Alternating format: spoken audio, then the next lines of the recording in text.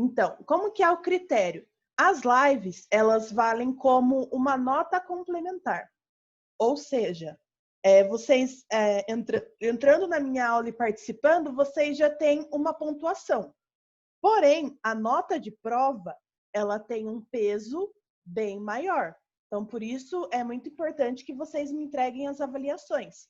Tanto que vocês 4 fizeram. Eu recebi a avaliação de vocês 4. Por sinal, eu ainda não fiz a correção das provas. Ou seja, enquanto vocês vão descansar no feriado, eu vou estar corrigindo provas no feriado. Então, eu vou estar corrigindo as provas de vocês e vou estar postando no portal. Então, as notas de vocês são as presenças das lives, todos aqueles exercícios que eu pedi, vocês me entregaram, as notas de provas, mas também ressaltando a nota de trabalho bimestral. Se atentem, se eu não me engano, eu não estou com a minha agenda aqui no momento, mas o trabalho bimestral de vocês, eu acho que é para ser entregue na semana que vem, se não me engano.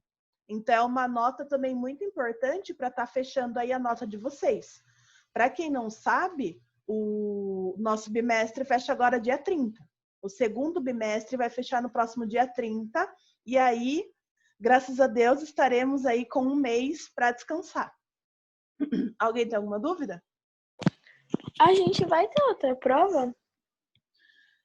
Então, eu estou me programando aqui, eu suponho que, não vou dizer prova, mas pelo menos uma atividade avaliativa no final do mês, tá? Antes de fechar o bimestre.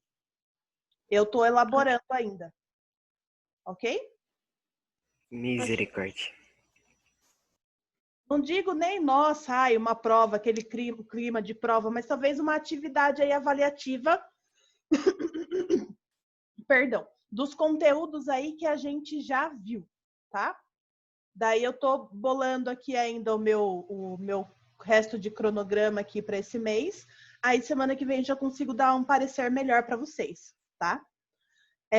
Na aula de hoje, eu vou passar para vocês a correção da nossa prova, a gente vai corrigir a prova e a gente vai começar a nossa apostila nova, que agora é a apostila 5, tá bom?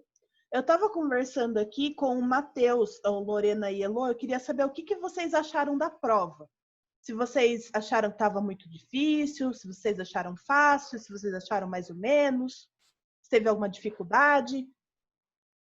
Assim, dificuldade sempre tem, né? Mas vendo no livro, né? Todas as respostas estavam no livro, qualquer coisa tinha ali internet para ajudar, então isso se tornou muito mais fácil a prova. Deixou mais fácil a prova. Entendeu? Não, entendi. Lorena, você tem alguma observação para fazer? Tava, não fácil, tava, a gente aprendeu tudo que a gente tinha. Era, uma prova mesmo. Tinha algumas que era mais difícil, mas tava tranquilo, tá? Aí eu tiro 2. Não, fique tranquila.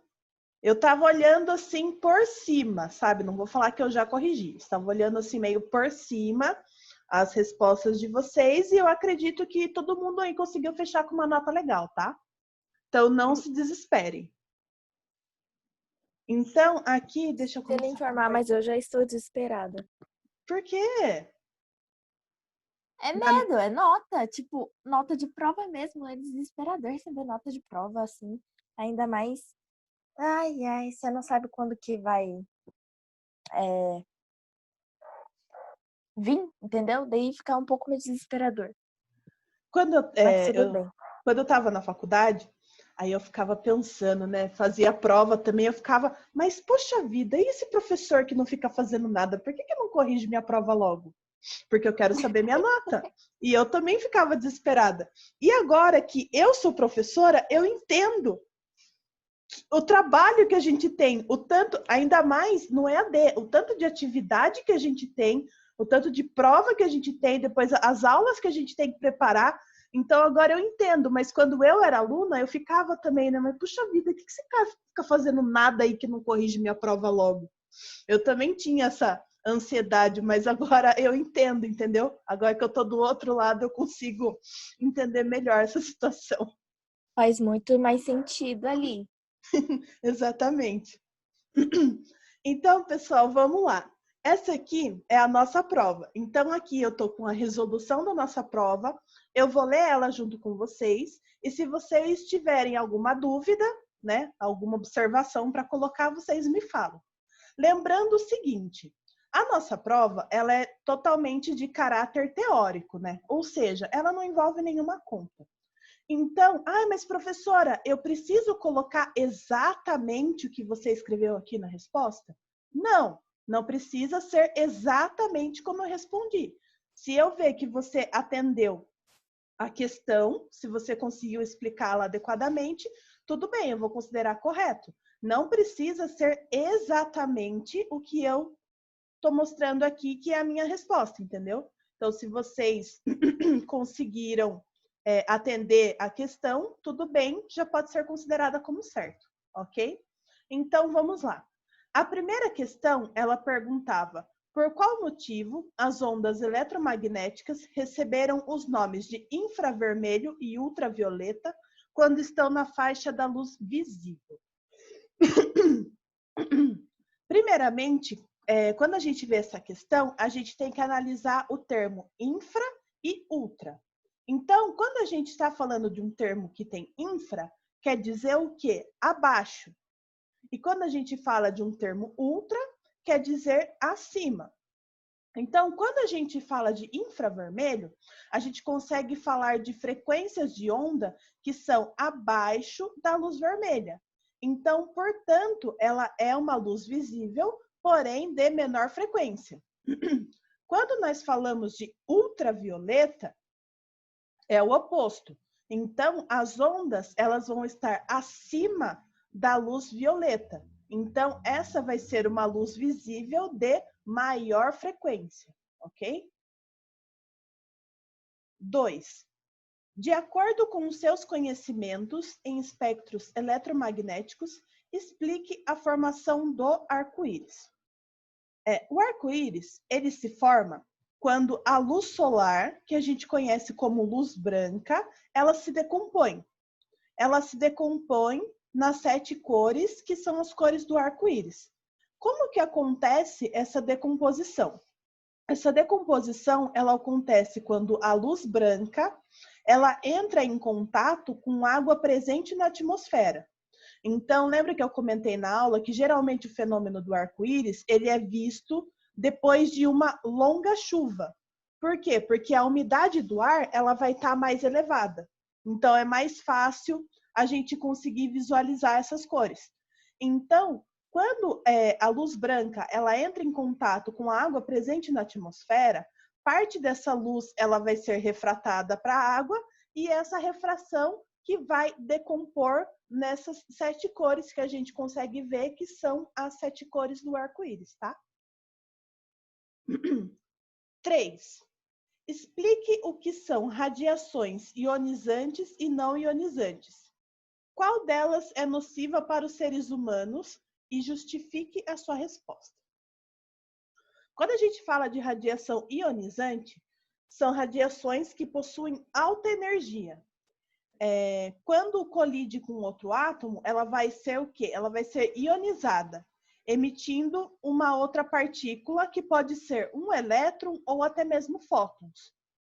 O fóton ou a partícula emitida vão ser a radiação. A radiação inicial, ela vai continuar ionizando os outros materiais até que toda a sua energia seja usada. Então, quando a gente falou lá das radiações alfa, beta, gama, raio-x, todas elas são radiações ionizantes. As radiações não ionizantes não emitem partículas de outros materiais. Por quê? Porque a energia delas é bem menor.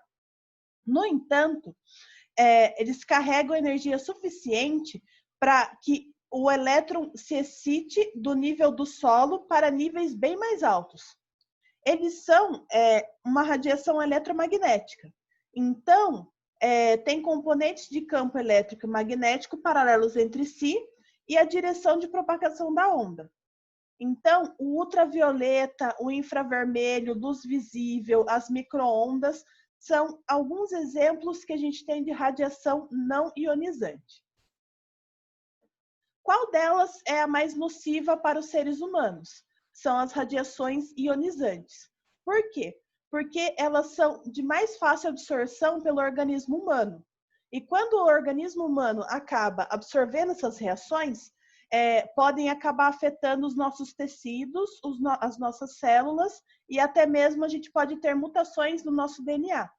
Então, por ter ela ser mais energética, o nosso organismo ele acaba absorvendo mais facilmente e ela é extremamente nociva para o nosso organismo. 4. Comente como certos tipos de radiação beneficiaram a medicina ao longo dos anos. Então, quando a gente usa a radiação de maneira correta e controlada, essa radiação ela acabou trazendo muitos benefícios no sentido de, por exemplo, esterilização dos equipamentos médicos, evitando contaminações e infecções. Antigamente era muito comum mortes por infecção hospitalar. Por quê? Porque não tinha higienização correta. Então, essa esterilização dos equipamentos foi uma senhora de uma inovação.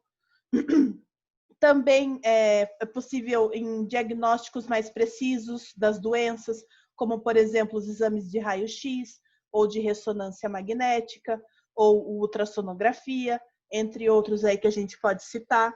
E a radiação gama também, embora ela seja nociva, usada controladamente, ela pode ser usada em tratamentos contra o câncer, como a radioterapia, por exemplo. Tá? Dê 2 exemplos de sistemas de telecomunicação que você utiliza atualmente e explique como eles transmitem essas informações. Eu dei como exemplo, tem vários exemplos aí, o meu exemplo que eu coloquei aqui é o rádio e a televisão. Então, o rádio, ele é um instrumento que transmite sinais através da modulação das ondas magnéticas. A radiação eletromagnética, ela viaja através de campos eletromagnéticos que se propagam através do espaço, seja ele num sistema de comunicação rádio ou qualquer outro. E é sempre necessário 2 componentes básicos, um transmissor, que envia informação, e um receptor, que através de uma antena capta as oscilações das ondas eletromagnéticas. E no caso, a TV, que é um meio de comunicação eletrônico que é capaz de reproduzir imagens e áudios de forma instantânea, convertendo luz e som também em ondas eletromagnéticas. Então, o desejo de se criar televisão, ela vem desde o século XIX. Então, a televisão, ela transmite áudio e imagem, convertendo a luz e som em ondas eletromagnéticas. 6. Qual é o nome do equipamento que permite a localização de objetos, seres vivos e medidas de distância do fundo do mar? E descreva como esse equipamento funciona. Esse equipamento é o que a gente estudou, que é o sonar. O sonar, ele funciona através de pulsos sonoros que se chocam entre os obstáculos, retornando à fonte que foi emitida. Esses pulsos sonoros, eles se propagam na água, assim possibilitando a localização de objetos, de seres aquáticas ou de medidas de distância do fundo do mar e etc. Explique o que é a biodiversidade e qual a sua importância. Quando a gente fala de biodiversidade, a gente fala de toda a variedade de vida que está presente no mundo. Sejam elas terrestres, aéreas, aquáticas, plantas, fungos, mamíferos, etc. Qualquer forma de ser vivo. Ela é fundamental para a sobrevivência de todos os seres vivos, no sentido que o ser humano ele é adaptável. Ele é capaz de sobreviver em vários tipos de ecossistemas diferentes. Então, ela é fundamental para a sobrevivência de todos os seres vivos, no sentido que somente os seres mais adaptados são capazes de se manter vivos em determinados ecossistemas. Ou seja, a biodiversidade ela ajuda a tornar indivíduos mais fortes e mais saudáveis para que eles consigam aí sobreviver em qualquer tipo de situação ou de ecossistema. 8. Qual a importância de se manter unidades de conservação? As unidades de conservação, elas são de fundamental importância para a qualidade de vida da população. Porque, através delas, são proporcionadas paisagens naturais, recursos hídricos, preservação de ecossistemas, ajuda a proporcionar pesquisas científicas e educação ambiental, sempre também buscando a preservação do meio ambiente. De acordo com o pensamento conservacionista, explique o ponto de vista da importância de não se manter a natureza 100% intocada. Essa resposta ela é um pouquinho também de caráter pessoal, né? Então, a natureza e a população, elas devem caminhar em conjunto. Por quê? Porque um acaba necessitando do outro. Então, ao meu critério, a natureza ela deve ser usada de maneira controlada e sempre causando o menor impacto possível. E também sempre mantendo estudos constantes de como esses impactos eles podem ser cada vez mais minimizados. Ou seja, a gente conseguir utilizar, né, do benefício da natureza, porém sempre desenvolvendo alguma maneira de cada vez menos tá denegrindo ela, tá? 10. Qual a importância de se consumir produtos nativos de regiões específicas do país? Então, tem todo aquele conceito também que a gente falou em aula, que é da movimentação da economia local, questões de preservação cultural,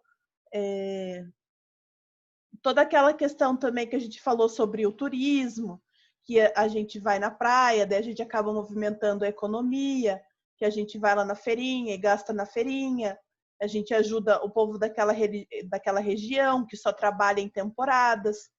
Então, tudo isso engloba a importância de se consumir produtos nativos de regiões específicas do país. 11. Descreva o chamado desenvolvimento sustentável e cite algumas práticas que você utiliza no seu dia a dia. Então, o desenvolvimento sustentável, a gente fala de suprir as necessidades da nossa geração, também pensando na geração futura, ou seja, em como não esgotar esses recursos no futuro. E daí eu pedi para vocês citarem algumas práticas, como, por exemplo, economizar água, economizar energia, estar reciclando lixo, usar menos derivados do petróleo, quando for no mercado usar a sua própria sacola, não ficar usando a sacolinha do mercado, que também é derivado do petróleo. Usar, por exemplo, menos veículos que utilizam esses combustíveis derivados do petróleo, porque o petróleo é um recurso não renovável. E tem vários outros exemplos aí que vocês poderiam ter colocado, tá? 12. Quando compramos um refrigerante, normalmente temos 3 opções de embalagens diferentes, que é a garrafa PET, né, a garrafa de plástico, a garrafa de vidro e as latas de alumínio. Qual dessas 3 opções contribui para a conservação do meio ambiente? E qual delas prejudica mais o meio ambiente? E justifique sua resposta. Então, a garrafa de vidro, ela é de caráter retornável, ou seja, a embalagem, ela volta à fábrica, né? Ela passa por todo um processo de controle de qualidade, depois de higienização, e ela volta a ser utilizada, gerando assim menos resíduos descartados. E dessa forma, ela não agride o meio ambiente. Quando a gente fala da embalagem PET, a embalagem ela já é de um plástico derivado do petróleo. A embalagem PET, ela não pode ser retornável, ela não tem condições de ser retornável. Ela deforma, ela amassa, o plástico também é capaz de absorver alguns tipos de substância, o vidro não absorve nada. E a garrafa, ela é um dos principais derivados do petróleo. E o petróleo, como eu disse, ele é um recurso não renovável. Então, portanto, a embalagem PET seria a embalagem que mais degride a natureza. E a garrafa de vidro é a garrafa que é mais benéfica à natureza, tá? Aqui, essa foi a nossa prova. Ficou alguma dúvida em alguma questão? Não. Acertaram tudo? Não. Eu não lembro minhas respostas. Elas eram muito grandes, então eu não lembro. Ah, mas deu para ter Mas uma eu acho que eu noção fui aí. bem. Então. Ah. Eu acho que eu fui bem. Vocês lembram, assim, mais ou menos, que vocês colocaram? Sim. Beleza, pessoal. Então, eu vou espelhar aqui a apostila de vocês. Vocês têm essa apostila física? Unidade 5? Não. Mas vocês têm ela via plataforma? Sim. Eu acho que sim. Tá, deem uma olhada, então, por gentileza. Aí depois vocês me falam, tá? Tá. Então, o capítulo 5, que a gente vai começar hoje, ele vai falar sobre hereditariedade. Vocês sabem me dizer, assim, o que seria hereditariedade? Alguém chuta? Parece o sucessor, mas lembra essa palavra, mas eu não sei se. Exatamente.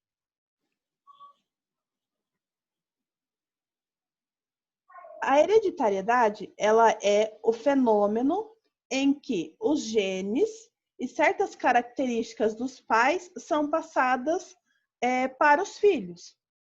Então, quais que seriam essas características, por exemplo? Alguém pode citar para mim? Uma cor de pele ou cor do cabelo. Cor dos olhos. Professora, isso aí é para ser revisão ou é matéria nova? Isso aqui é matéria nova. Ah, é porque eu já vi isso ano passado. Eu também. Talvez vocês podem ter visto mesmo no 8º ano, mas aqui talvez vocês vão ver um pouquinho mais a fundo, tá? Mas isso aqui é conteúdo novo, tá? A gente está hoje iniciando a unidade 5. Então tá bom. Beleza? Beleza. Eu amo essa matéria. Jesus amado. Então, a hereditariedade, em grosso modo, é tudo que os pais passam para os filhos. Daí sempre tem aquele papo de, nossa, olha, mas você é a cara da sua mãe. Ou você é a cara do seu pai. Você tem o cabelo igual do seu pai. Outras características também, a forma do cabelo, né? Se é liso, se é encaracolado, se é crespo. Pintas. Eu tenho, por exemplo, uma pinta perto do meu pescoço que o meu avô tinha e meu pai tem e passou para mim. Então, tem várias características aí que podem ser herdadas, tá bom? Eu tenho também o que a turma chama de covinha, que é esse furinho aqui perto da bochecha. A turma fala que é de um gene recessivo, que poucas pessoas têm. Só que eu herdei da minha mãe, a minha mãe também tem. Então, tem várias características aí que englobam dentro dessa hereditariedade, tá? Então, aqui, ó, a introdução. Você já ouviu falar que certa pessoa puxou mais o pai do que a mãe? Ou em que uma família existe alguma característica que está no sangue? Então, a percepção cotidiana da hereditariedade ao longo da história, ela produziu muitas noções curiosas sobre o tema. E algumas delas permanecem até hoje. Então, essas percepções, no caso dos criadores de animais e plantas, elas eram ainda mais intensas e práticas, permitindo que se fizessem experiências para observar como alguns tipos de cruzamento favoreciam certas características em seres vivos. Entretanto, até o século XIX, ninguém havia utilizado de rigor científico e matemático para desvendar ou descrever o mecanismo biológico por trás desses fenômenos. Então, um dos primeiros a fazer isso foi o chamado monge Gregor Mendel. Vocês ouviram falar de Mendel no ano passado? Sim, Então, quem que que ele foi tem as leis lá. isso, do dominante, do recessivo, que ele Isso. fez o experimento com as ervilhas, Aham. que a gente também vai ver nesse capítulo. Então, o Mendel, ele era um monge, biólogo e botânico que realizava trabalhos que contribuíram muito com a genética, tá? O que é a genética? A genética, ela é a área da biologia que estuda a hereditariedade, a estrutura dos genes e também a variação desses genes nos seres vivos. Então, os estudos do Mendel, eles contribuíram muito para a época e os deixaram conhecido como o pai da genética. Então, aqui fala um pouquinho sobre a história dele. Então, a família de Mendel, ele trabalhava num campo sobre o sistema de corveia, em que deveriam trabalhar parte da semana para o proprietário das terras onde eles moravam na época. Então, por sua curiosidade e dedicação, um professor de Mendel insistiu para que ele se mudasse para uma escola maior em outra cidade, onde ele poderia aprofundar os estudos que ele estava fazendo. Então, o Mendel, ele se tornou um noviço em um mosteiro, onde teve os seus estudos custeados. Ele tinha uma saúde debilitada na época. Então, por conta da saúde debilitada dele, ele não precisou cumprir algumas funções, tal como cuidar de doentes, e passou a exercer cargo de professor substituto. Então, ele foi enviado à Faculdade de Filosofia, em Viena, onde ele aprofundou os conhecimentos dele sobre física e matemática. E de volta à cidade onde ele era monge, ele dedicou-se aos estudos das ciências naturais e ao desenvolvimento também do raciocínio matemático. Então, aqui a gente tem os métodos utilizados por Mendel. Então, no mosteiro, o Mendel investigou o cruzamento de um tipo de arbusto de jardim, as ervilhas comuns, buscando entender, por exemplo, por que a mesma planta ela produzia ora sementes de cor verde e às vezes sementes de cor amarela. Ele também fez cruzamentos para observar a herança de outras características, como, por exemplo, a altura da planta e o formato que iam ter essas vagens que continham as ervilhas dentro, né? Então, para garantir que os cruzamentos dessas ervilhas ocorressem exatamente como ele queria, o que o Mendel fazia? Ele abria as flores, ele destacava as partes produtoras de pólen, que são a porção masculina da flor, ele coletava o pólen com um pincel e o transferia para a estrutura reprodutiva feminina de outra flor. Depois, ele envolvia em uma trouxinha de papel ou de algodão. Por quê? Para evitar a interferência de insetos, como abelhas, por exemplo, que são pragas de ervilha, e também, como todo mundo sabe, a abelha ela necessita de pólen. Então, ele embrulhava essas ervilhas numa trouxinha de papel para espantar as pragas. Os resultados desses cruzamentos, eles eram anotados e contabilizados. Então, Mendel tinha um controle preciso sobre quantas ervilhas de cada cor ou de uma outra característica elas seriam produzidas. Então, o Mendel, ele acabou estudando milhares de pés de ervilha e testou os cruzamentos controlados de diferentes linhagens por diferentes gerações das plantas. Então, aqui, ó. Aqui a gente tinha uma semente madura. Ele plantava a semente no solo, originando uma nova planta. Quando nascia essa planta, a corola da flor ela era aberta, expondo suas estruturas reprodutivas. O que é a corola da flor? É um conjunto de folhas modificadas de uma flor, que é o que a gente conhece por pétalas. Então, quando a corola da flor, ou seja, as pétalas, elas abriam, elas acabavam expondo suas estruturas reprodutivas, que são o estigma e a antera. A antera, ela é a estrutura reprodutiva masculina da flor. E a estigma, ela é a estrutura reprodutiva feminina da flor. Então, depois, as anteras, elas eram cortadas para quê? Para evitar a autofecundação. A autofecundação, ela é um processo que ocorre em plantas hermafroditas, ou seja, plantas que possuem o sexo masculino e o sexo feminino ao mesmo tempo. Então, ele cortava essas anteras para a planta não fecundar. Em seguida, o pólen de outra planta, ele era transferido para o estigma dessa flor, levando assim à fecundação e a formação da vagem. E isso aqui era um ciclo que ele vinha fazendo para os estudos dele. Então, o cruzamento controlado entre variedades de uma mesma espécie, com o objetivo de produzir indivíduos com características de ambos os genitores, já era conhecido desde a antiguidade por estudiosos anteriores a Mendel. Porém, ele não tinha sido aprofundado até então. Esse processo ele era conhecido como hibridização das plantas. O que é essa hibridização das plantas? É quando o organismo gerado do cruzamento de duas plantas puras, elas vão ser diferentes. E esse processo, antigamente, ele era muito caro.